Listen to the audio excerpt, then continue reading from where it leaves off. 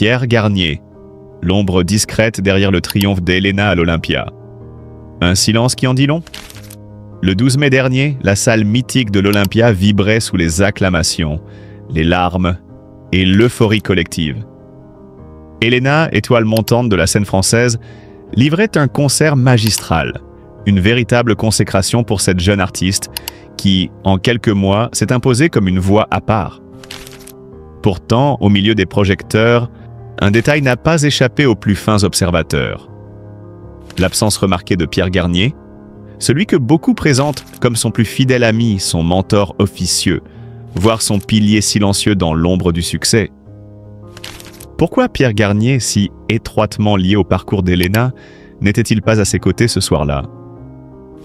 Qu'est-ce qui pouvait être plus important qu'un moment aussi crucial dans la carrière de celle qu'il a toujours soutenue? Ce silence, loin d'être anodin, soulève de nombreuses interrogations. Et derrière cette absence se cache peut-être une réalité plus complexe, plus intime. Une affaire de vie personnelle, de secrets enfouis et de choix cruciaux. Bien sûr. Une amitié fondée sur la discrétion et la loyauté. Pierre Garnier n'est pas un inconnu pour les fans d'Elena. Depuis ses premiers pas sur la scène, il est là. Pas devant, mais juste derrière. Il ne parle jamais à la presse, ne se met pas en avant, mais son influence se ressent dans chaque décision, chaque tournant. Certains disent même que c'est lui qui lui a conseillé d'accepter l'audition fatidique. D'autres affirment qu'il est le confident absolu, celui qui connaît chaque doute, chaque fissure derrière le sourire éclatant d'Elena. Alors, que s'est-il passé pour qu'il ne soit pas présent lors de la plus grande soirée de sa carrière? Son absence n'était pas simplement une question de logistique ou d'indisponibilité professionnelle. Il s'agissait de toute autre chose, d'un enjeu personnel qui, à ses yeux, surpassait même l'Olympia. Enquête dans les coulisses d'un choix déchirant. D'après plusieurs sources concordantes, Pierre Garnier aurait été confronté à une situation familiale urgente dans les jours précédant le concert. Une crise, dit-on, qui impliquerait un proche malade hospitalisé en urgence. Mais là encore, rien de confirmé officiellement. Pierre, fidèle à lui-même, garde le silence. Ce mutisme, paradoxalement, nourrit davantage encore les spéculations. Certains avancent une autre hypothèse, celle d'un conflit intérieur profond, d'une distance momentanée avec Elena. Leur relation, jusqu'ici solide et sans accroc, aurait-elle connu des tensions? Le succès fulgurant d'Elena aurait-il creusé un fossé entre l'artiste et son confident? L'entourage de la chanteuse, interrogé à ce sujet, esquive habilement les questions, préférant souligner la gratitude infinie qu'Elena porte à Pierre. Une réponse élégante, mais qui n'efface pas les zones d'ombre. Dila Kuchahouar. Une autre vérité possible, le poids du secret. Plusieurs analystes du monde du spectacle évoquent une autre piste, plus sensible, plus personnelle encore. Pierre Garnier pourrait être au cœur d'une histoire qu'il n'a jamais souhaité médiatiser. Une relation intime complexe, peut-être même une double vie. Un lien familial dissimulé ou une ancienne blessure émotionnelle ravivée par l'exposition médiatique croissante d'Elena. Car il ne faut pas se voiler la face. Le succès n'éclaire pas seulement les talents, il révèle aussi les fragilités et les secrets. Dans ce contexte, l'absence de Pierre pourrait être interprétée comme un acte de préservation. Le sien, mais aussi celui d'Elena. En se mettant volontairement à l'écart de cette soirée très médiatisée, il aurait voulu éviter que certaines vérités n'éclatent au grand jour.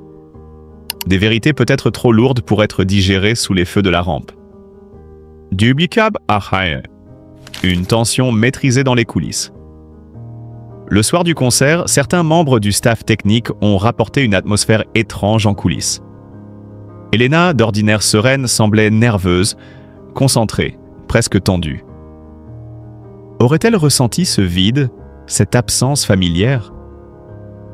Une source proche de la production confie même qu'elle aurait demandé à être seule quelques minutes avant de monter sur scène. Un rituel qu'elle ne suit que dans les moments de grande émotion. Et pourtant, sur scène, rien ne transparaît. Elle est solaire, puissante, maîtrisée, comme si elle portait en elle la force de 2 personnes. Comme si elle chantait non seulement pour le public, mais aussi pour cet absent si présent dans son cœur. L'après, réconciliation ou éloignement durable. Depuis cette soirée, Pierre Garnier n'a pas réapparu publiquement aux côtés d'Elena. Aucun communiqué, aucune photo, aucun mot. Ce silence alimente toutes les théories, mais laisse aussi la place à une lecture plus simple, plus humaine. Celle d'un homme qui, confronté à une urgence ou à un dilemme moral, a fait le choix du retrait, sans attendre d'être compris. Pour Elena, ce moment restera sans doute un souvenir teinté d'ambivalence. L'apothéose d'une carrière, mais aussi l'écho d'un vide. Leur relation survivra-t-elle à cette parenthèse silencieuse? Ou bien s'agit-il du prélude à un éloignement définitif, dicté par des circonstances que le public n'a pas à connaître? Une leçon sur l'invisible. À travers cette absence discrète mais lourde de sens, Pierre Garnier nous rappelle une chose essentielle. Dans le monde des paillettes, les gestes les plus puissants sont parfois ceux qu'on ne voit pas. Ce n'est pas toujours dans les applaudissements qu'on trouve la vérité, mais dans les silences.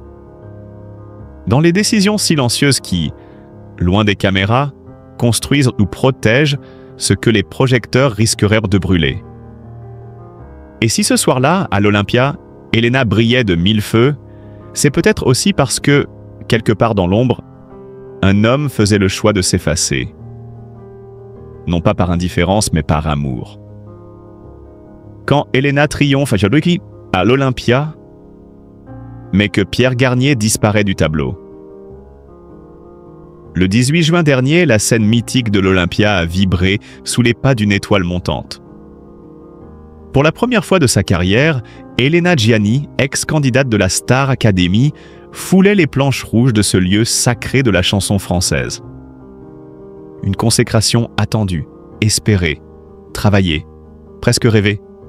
Une salle comble, une foule en liesse, des visages émerveillés.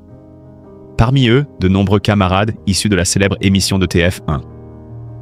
Tous semblaient répondre à l'appel du cœur. Tous, sauf un. L'absence de Pierre Garnier ce soir-là n'est pas passée inaperçue. Bien au contraire. Elle a fait l'effet d'une ombre discrète mais persistante, glissant sur la lumière de la fête comme un nuage trouble sur un ciel d'été. Une ascension fulgurante, une success story moderne. Depuis sa sortie de Star Academy en décembre, Elena n'a cessé de surprendre.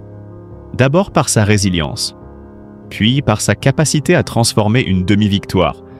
Car, rappelons-le, elle n'a pas remporté la compétition, en triomphe personnel. Dès le 23 avril, lors de son concert à Forges-les-Eaux, la jeune Belge de 23 ans donne le ton. Elle ne sera pas une simple étoile filante de télécrochet. Elle compte durer. Son premier album, Elle s'impose comme une carte de visite affirmée, empreinte de pop élégante et d'authenticité. Les singles explosent les compteurs en streaming. Mauvais garçon, Summer Body, Aimé pour de vrai. Des titres taillés pour la scène, pour les radios, pour le public. Elena ne chante pas seulement, elle incarne. Elle devient le visage d'une génération en quête de liberté artistique. Avec l'intelligence marketing d'une pop star d'aujourd'hui, elle ouvre une boutique éphémère à Paris puis à Bruxelles. Une opération séduction parfaitement exécutée. Elena vend de la musique, oui, mais elle vend aussi un univers, une esthétique, une vision.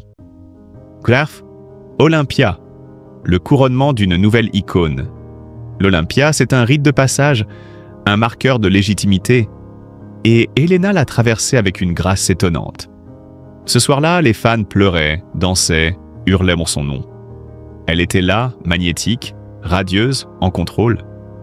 Elle livrait tout jusqu'à la dernière note. Mais au cœur de cette réussite retentissante, une absence interrogeait. Pierre Garnier n'était pas là. Pour le public, cette disparition pouvait paraître anecdotique. Mais dans les coulisses, pour les observateurs avertis, elle révélait une dissonance. car Pierre n'est pas un simple collègue. Il est l'ami, le frère d'armes, le confident, parfois même, murmure-t-on. Bien plus que cela. Les liens secrets entre amitié et rivalité. Souvenez-vous, à la Star Academy, Elena et Pierre formaient un duo inséparable. Complices sur scène, fusionnels en coulisses, leur proximité faisait rêver les fans. Les réseaux sociaux s'enflammaient à chaque regard échangé, chaque main effleurée. Leur relation jamais officialisée portait en elle cette tension délicieuse propre aux amours impossibles ou inavoués.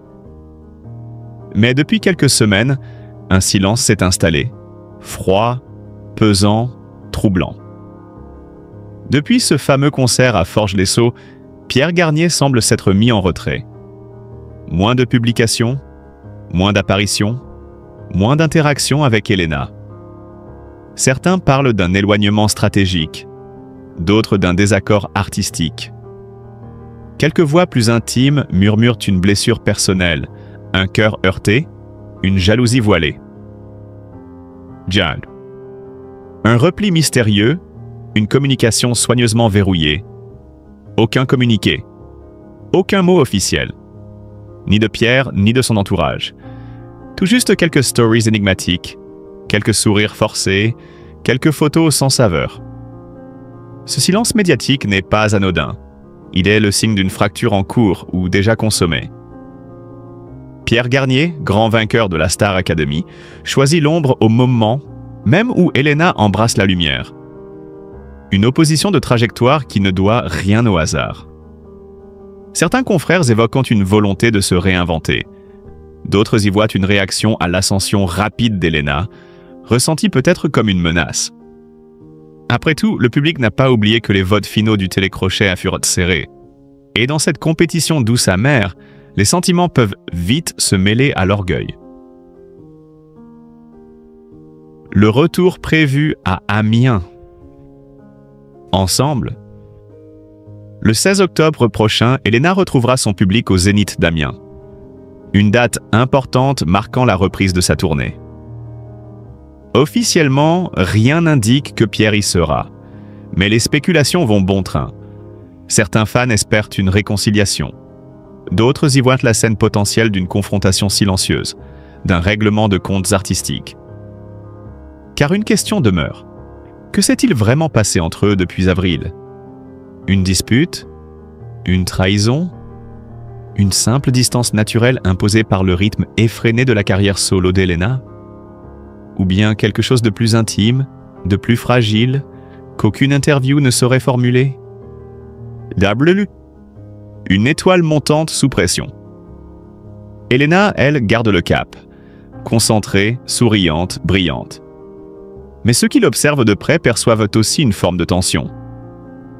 Derrière l'assurance de la scène, une fatigue se devine. Derrière les sourires, un soupçon de mélancolie. Comme si le rêve était un peu trop grand, un peu trop rapide. À 23 ans, porter une carrière en pleine éclosion tout en gérant les tempêtes de la vie privée n'est pas une mince affaire. Elena le fait avec une élégance rare. Mais à quel prix? Conclusion. L'éclat d'un succès et les zones d'ombre du silence. Ce 18 juin à l'Olympia restera dans l'histoire personnelle d'Elena comme une victoire éclatante. Mais dans les coulisses de cette soirée triomphale se cache un récit plus complexe, plus trouble, presque romanesque. L'absence de Pierre Garnier, volontaire ou non, dit quelque chose. Elle raconte une fracture, une tension, un non-dit. Elena avance, rayonne, conquiert. Mais derrière chaque lumière se cache une ombre. Et cette ombre-là a un nom.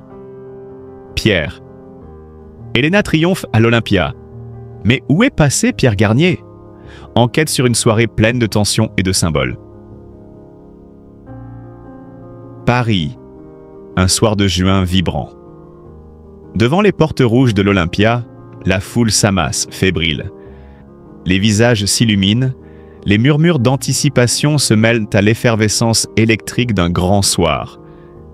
Elena, jeune artiste belge révélée par la Star Academy, s'apprête à entrer dans la cour des grands. Pour elle, ce n'est pas juste un concert, C'est une consécration, une montée sur l'Olympe de la chanson française. Mais dans l'ombre de cette réussite éclatante, une question suscite les spéculations. Pourquoi Pierre Garnier, son complice de toujours, n'est-il pas là? Le vernis d'une belle soirée cacherait-il une fissure plus profonde? Voici notre enquête. Check the crown. Une ascension fulgurante, de l'Académie à l'Olympia. Difficile de croire qu'il y a à peine quelques mois, Elena n'était qu'une voix prometteuse parmi d'autres dans l'univers ultra compétitif de la Star Academy. Aujourd'hui, elle foule les planches de l'Olympia, un rêve inaccessible pour tant d'artistes. Lieu mythique, empreint de souvenirs, de sueurs, d'ovations et de silences bouleversants, l'Olympia n'est pas une scène qu'on atteint par hasard. C'est un passage initiatique, une forme de baptême artistique. Pour cette première tournée, Elena n'a pas fait les choses à moitié. Elle a séduit son public, conquis les médias et multiplié les apparitions, à la fois naturelles et stratégiques. Elle a surtout construit une image, celle d'une artiste sincère, ambitieuse mais accessible, souvent accompagnée de son acolyte inséparable, Pierre Garnier.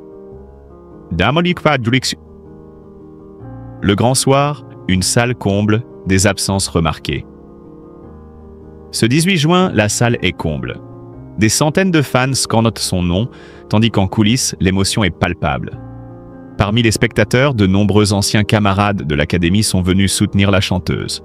Marguerite, aujourd'hui elle-même en pleine ascension avec les filles, les meufs, mais aussi Julien Lieb, Marie-Maude, Victorien, tous réunis comme une famille reconstituée autour de celle qui, ce soir, brille sous les projecteurs. Mais un nom manque à l'appel. Un nom dont l'absence crève l'écran autant que la lumière de Elena le remplit. Pierre Garnier. Leur complicité, affichée depuis la sortie du château, avait quelque chose de fusionnel.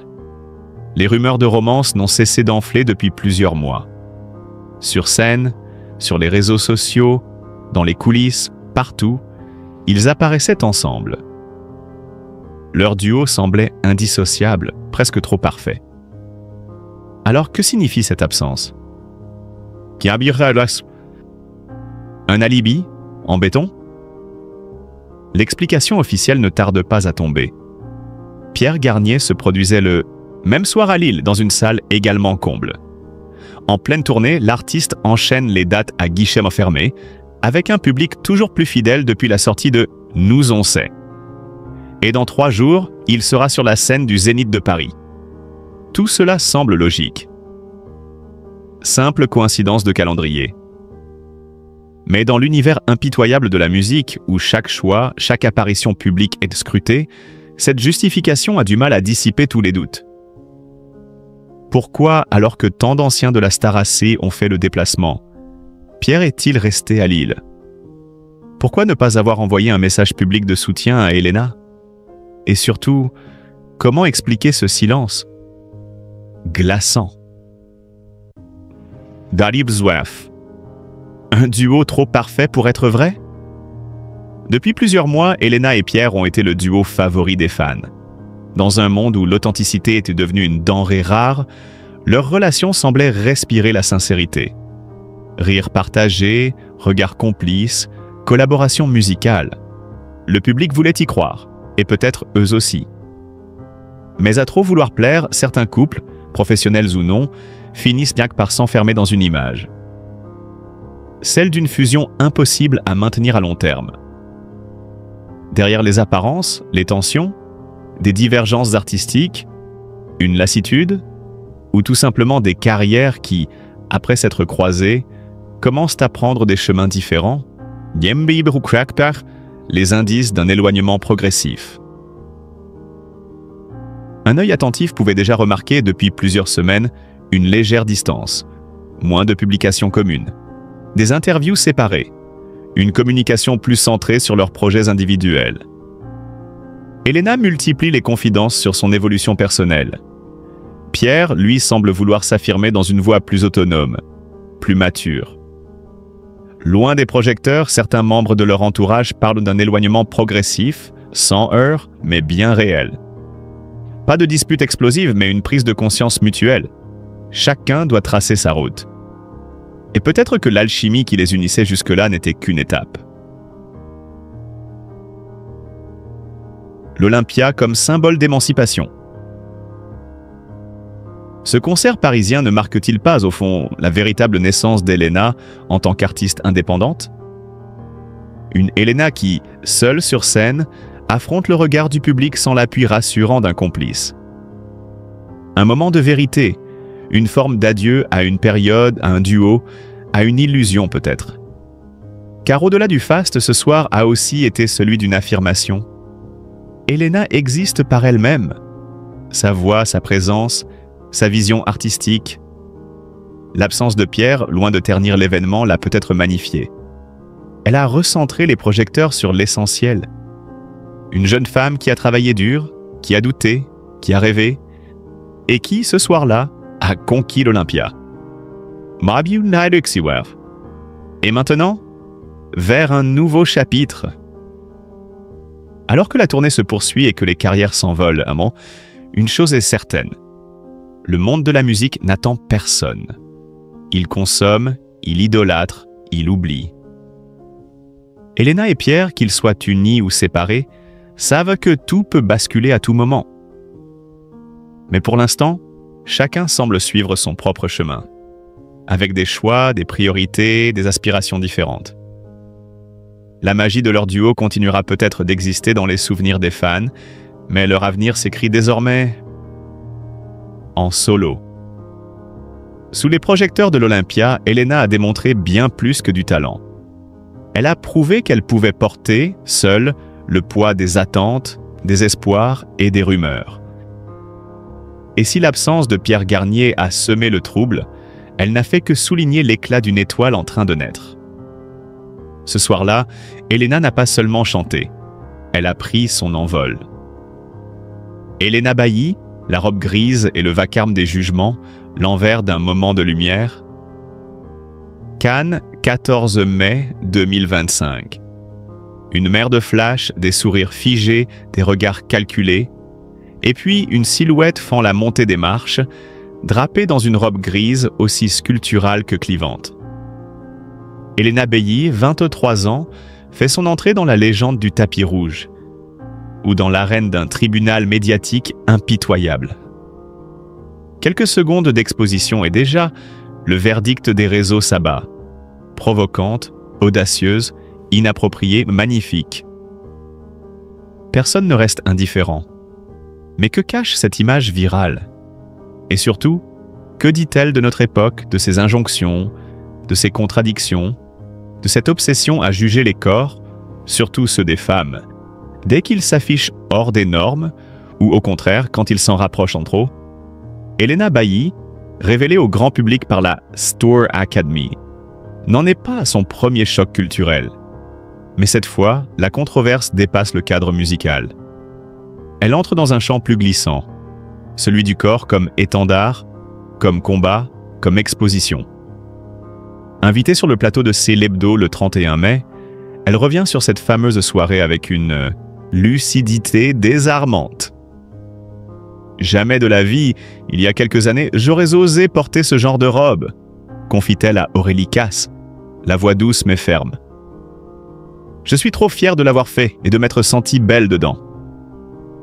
Une phrase simple. Mais à y regarder de plus près, une véritable déclaration de guerre au diktat, à la honte, à la peur d'exister autrement qu'à travers les yeux des autres. Car derrière la robe, il y a l'histoire. Celle d'une jeune femme belge, longtemps complexée, longtemps enfermée dans un rapport conflictuel à son image. Celle aussi d'une artiste qui a appris à utiliser sa visibilité comme levier, comme plateforme. La robe n'était pas un simple tissu, c'était une revendication.